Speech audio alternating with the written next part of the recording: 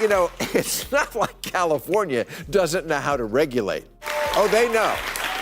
They know. We are the most regulated state in the nation with more than 395,000 regulatory restrictions. It is a constant nightmare of inspectors and permits and fees. In this state, if you get to your car 10 seconds after the parking meter expires, it's already gone and you'll never see it again.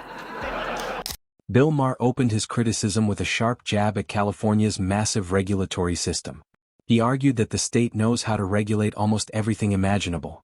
In fact, California has more than 395,000 regulatory restrictions, making it one of the most heavily regulated places in the country. From endless permits to constant inspections and fees, Maher joked that the system can feel like a bureaucratic nightmare. In California, he said, if you return to your car even 10 seconds after a parking meter expires, it might already be gone. And listen, I don't have some personal vendetta against almonds. They're just not more important than the entire ecosystem of California. So when I hear that our state grows 81% of the whole world's almonds, the world's thirstiest crop, while our reservoirs run dry and giant fires burn out of control, I have a few questions, starting with what the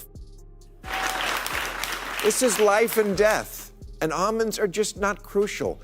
Maher then turned his attention to California Governor Gavin Newsom, accusing him of focusing more on national ambitions than fixing problems in his own state.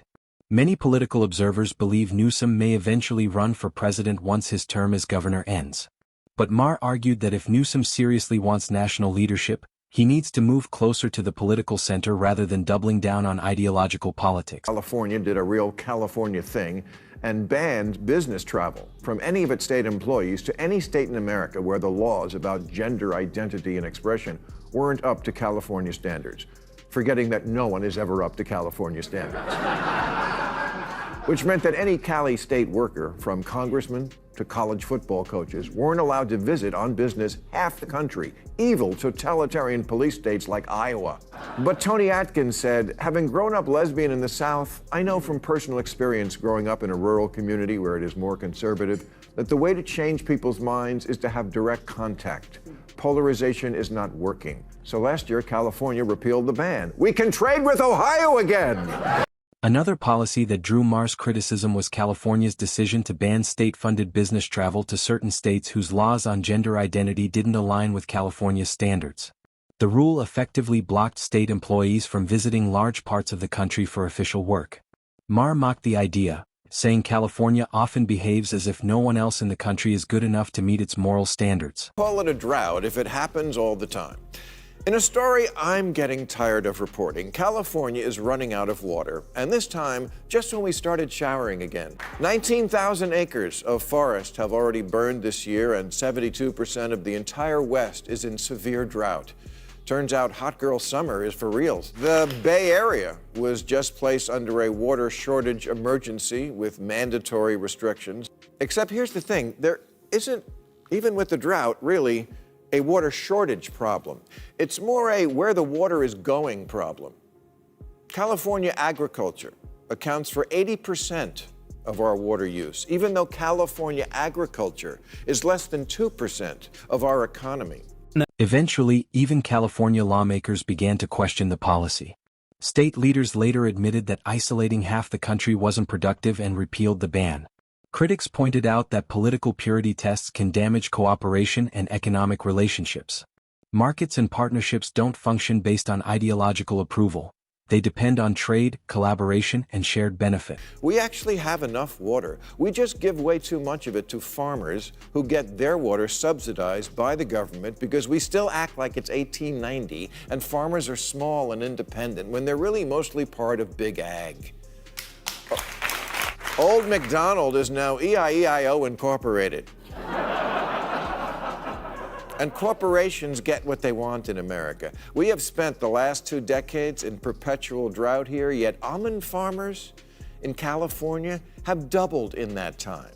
Despite the fact that almond production alone uses more water than all the humans and businesses in San Francisco and Los Angeles combined.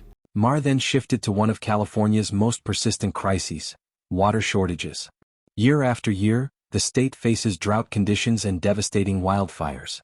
But Maher argued that the problem isn't simply the amount of water available, it's how that water is managed. According to him, California doesn't necessarily lack water production. The bigger issue is where the water is going. Look at this chart of how much water it takes to grow different crops. Oranges, tomatoes, strawberries all take about 11 gallons to make 1 pound. Almonds, 1,900 gallons. That wasn't a problem back when it rained, but now there simply isn't enough water to go around, and we have to make a painful choice, getting it to the people or getting it in the nuts. A staggering statistic highlights the imbalance.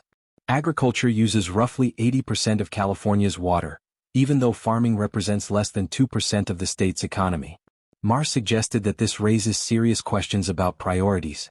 If water is one of the most critical resources for public safety, why is such a huge portion of it directed toward agriculture while cities face shortages? I have a few questions, starting with what the This is life and death, and almonds are just not crucial. No one has a t-shirt that says, "Don't talk to me till I had my almonds." The issue becomes even more controversial when looking at one particular crop, almonds. California produces about 80% of the world's almonds, but almond farming requires enormous amounts of water. In fact, growing 1 pound of almonds can require nearly 1,900 gallons of water, far more than crops like tomatoes or oranges. Critics argue that this massive demand worsens drought conditions. And almonds are just not crucial. No one has a t-shirt that says, "Don't talk to me till I had my almonds." They're fine in salads or in a gift basket for someone you don't really care about. And an almond joy is nice to have, but it's really just a Mounds bar with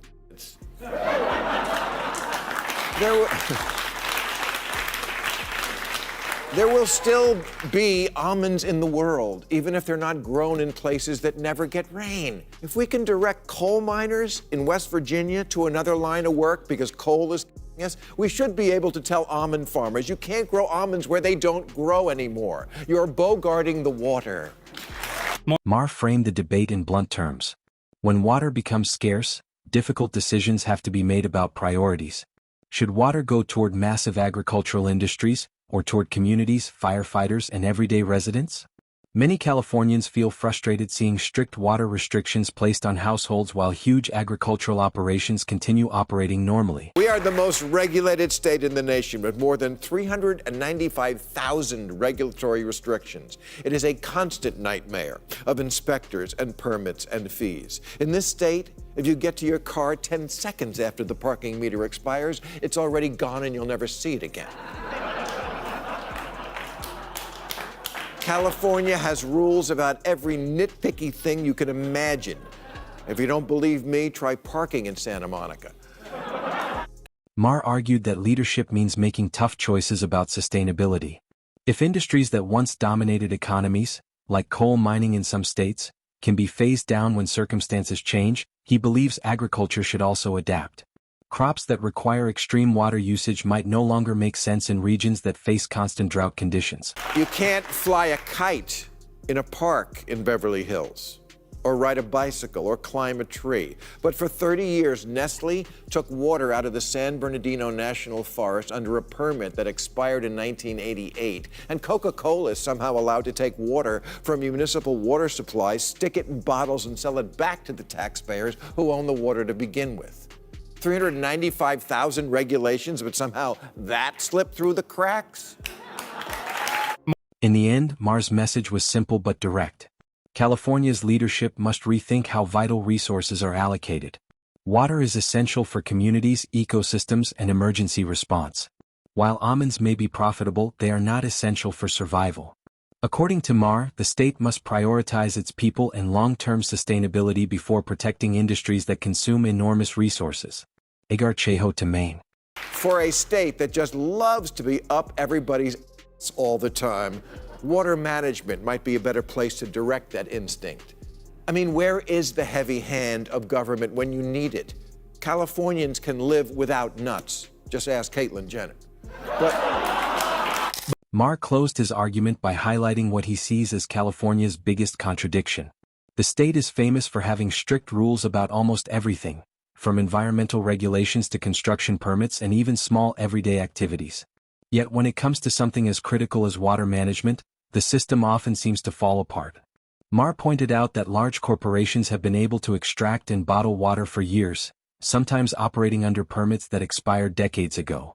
In a state with hundreds of thousands of regulations, he argued, it's shocking that such obvious issues can slip through the cracks. His final point was simple but powerful. Californians might be able to live without almonds, but they cannot live without water. If the government truly wants to protect its citizens, then managing and prioritizing this vital resource should come before anything else.